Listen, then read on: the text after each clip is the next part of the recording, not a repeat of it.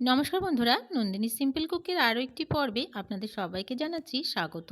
সন্ধেবেলার টিফিনে একটু হালকা ফুলকা কিছু খেতে মন চাইলেই ঝটপট করে তৈরি করে নিতে পারো এই রেসিপিটি।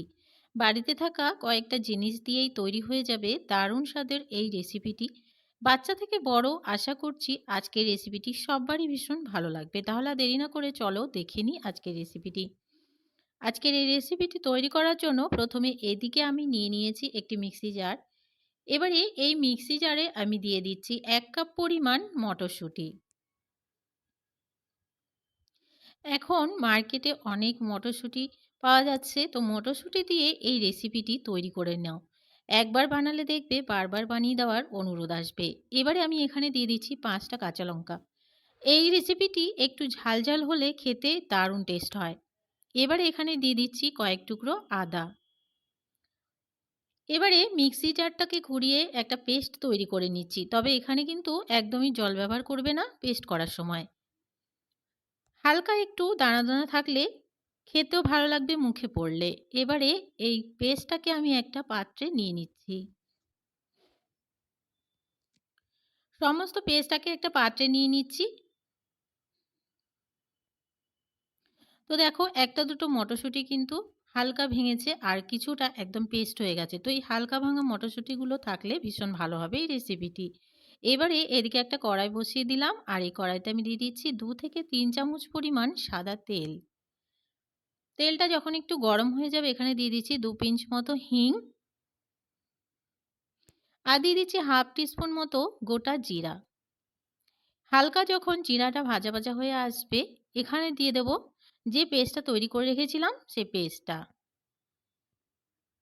এবারে নাড়াচাড়া দিয়ে এই পেস্টটাকে হালকা একটু ভেজে নিতে হবে যতক্ষণ না পর্যন্ত মটরশুঁটির কাঁচা গন্ধটা চলে যাচ্ছে আর এই মটরশুঁটির ভাজা থেকে সুন্দর একটা গন্ধ আসছে। তো বন্ধুরা, কিছুক্ষণ নাড়াচাড়া দিয়ে দেখো হালকা একটু ভেজে নিয়েছি। এবারে এখানে দিয়ে দিচ্ছি হাফ চামচ পরিমাণ হলুদের গুঁড়ো, দিয়ে দিচ্ছি পরিমাণ মতো লবণ, দিয়ে আবারও খুব ভালো করে নাড়াচাড়া দিয়ে কিছুক্ষণ আরও কষিয়ে নিচ্ছি। একটা সুন্দর গন্ধ আসবে যখন এই মটরশুঁটিটা ভাজা হয়ে যাবে, তখন এখানে অ্যাড করে দিতে হবে জল। তো আমি এখানে মিক্সি ধুয়ে রেখেছিলাম সেই জলটাই এখানে অ্যাড করে দেব।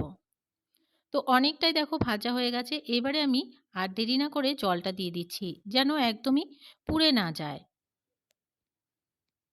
কিছুটা জল আমি দিয়ে দিয়েছি। তো এবারে নাড়াচাড়া দিয়ে খুব ভালো করে মিক্স করে নিচ্ছি আর এই জলটা একটু ফুটে ওঠা পর্যন্ত অপেক্ষা করব। জলটা যখন চারিদিক থেকে হালকা একটু ফুটে উঠবে তখন গ্যাসের ফ্লেমটাকে হালকা করে দেব। একদমই লোতে করে দিয়ে এখানে দিয়ে দিচ্ছি ১ কাপ পরিমাণ চালের গুঁড়ো। চালের গুঁড়োটা দিয়ে অনবরত নাড়াচাড়া দিয়ে খুব ভালো করে একদমই শুকনো শুকনো করে রান্না করে নেব। আর এই সময়টা গ্যাসের ফ্লেমটাকে অবশ্যই লোতে রাখবে, নাহলে চালের গুঁড়োটা কিন্তু ডেলা বেঁধে যাবে আর একদমই ভালো হবে না রেসিপিটি। তো বন্ধুরা, কিছুক্ষণ সময় নিয়ে নাড়াচাড়া দিয়ে চালের গুঁড়োটাকে একদমই মিক্স করে নিলাম। এবারে একদমই শুকনো হয়ে যাওয়া পর্যন্ত রান্না করে নিচ্ছি। তো দেখো, কড়াই ছেড়ে দিচ্ছে, একদমই কিন্তু শুকনো হয়ে গেছে। এবারে গ্যাসের ফ্লেমটাকে বন্ধ করে দেব আর নামিয়ে একটা প্লেটে নিয়ে নেব।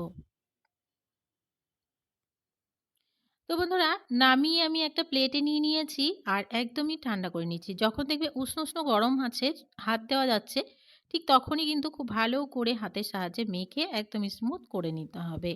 যখন আমরা রেসিপিগুলো তৈরি করব তখন যেন ফেটে না যায়, তার জন্য এই কাজটা অবশ্যই করে নিতে হবে। তো কিছুক্ষণ সময় নিয়ে খুব ভালো করে মেখে একটা ডো রেডি করে নিলাম।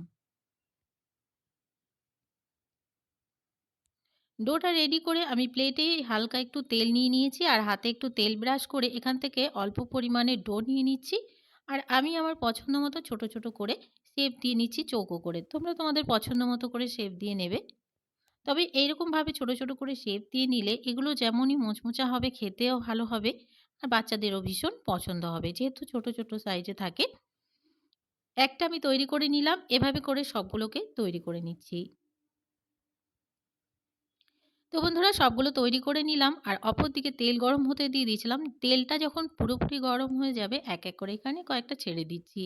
তবে খেয়াল রাখবে তেলটা যেন খুব ভালো করে গরম হয়। না হলে কিন্তু এগুলো তেলে দেওয়ার সাথে, সাথে সবগুলো ভেঙে যাবে। তো উল্টে পাল্টে ২ পাশটাকে গোল্ডেন ব্রাউন করে আর ক্রিস্পি করে ভেজে নিচ্ছি। এই রেসিপিটি দেখবে ঠান্ডা হয়ে গেলেও কিন্তু ক্রিস্পি থাকবে অনেকটা সময় পর্যন্ত। যেহেতু আমরা এখানে চালের গুঁড়ো ব্যবহার করেছি, ক্রিস্পি তো থাকবেই, তাছাড়াও খেতেও হবে দারুণ টেস্ট। তো কথা বলতে, বলতে এগুলোকে আমি একদমই ভেজে নিয়েছি গোল্ডেন ব্রাউন করে। আর একদমই ক্রিস্পি করে ভেজে নিয়েছি। তো বন্ধুরা এগুলোকে আমি নামিয়ে নেব। বাকি আরও যেগুলো আছে ঠিক এইভাবে করে তৈরি করে নেব। কতটা ফুলে গেছে ভেজে একদমই দেখো, তোমরা দেখে বুঝতেই পারছো।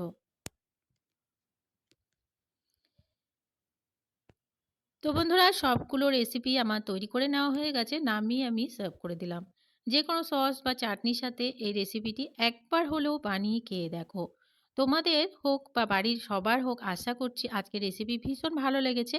যদি ভালো লাগে একটা লাইক করে দেওয়ার অনুরোধ রইল, অনেক অনেক শেয়ার করে দেওয়ার অনুরোধ রইল। নতুন বন্ধু আমার চ্যানেলে নতুন এসে থাকলে চ্যানেলটিকে সাবস্ক্রাইব করে পাশে থাকা বেল আইকনটাকে প্রেস করে অল বাটনে ক্লিক করতে ভুলবে না।